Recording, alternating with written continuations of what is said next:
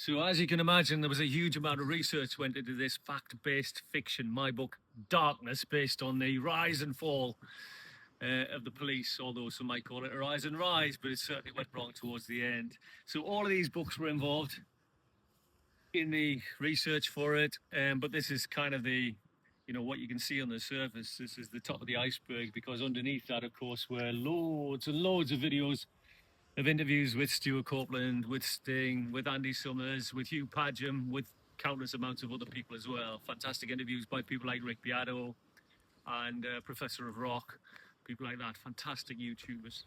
But these are the books. These three were particularly helpful. This one by Brian Salison, Island Music, The History of Air Studios in Montserrat. This was the one book that really filled me in on the background of Montserrat, the island, the studios, the people around at the time.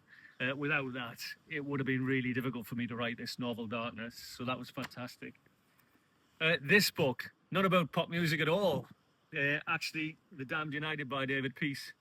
The style it takes, the structure it takes. It's about football. It's about Brian Clough. Similar era, some of it.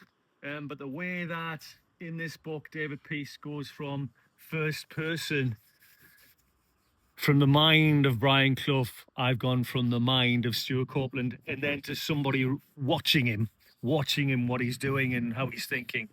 So from I to you, looking at him, and a kind of psychography of Brian Clough in this case. And I've tried to use a similar style, hopefully successfully, maybe not as successfully as David Peace, of course, but I've given it a go. His book, The Damned United. So my book, Darkness, is very, very much based on that style. And then this was the clincher. This fantastic book, which we managed to actually have signed by Stuart Copeland when we went to see him at Loughborough Town Hall. And this is a diary of the early days, what Stuart Copeland calls the starving years of the police, where you get to know pretty much day by day what they were doing. And that means that, I could actually put dates on a lot of the things that were happening. I could see some of the kind of strange peculiarities of being in a situation where you're trying to build a band as it goes forward, and see those pictures, which were just gold dust, really, in trying to write this fact-based fiction.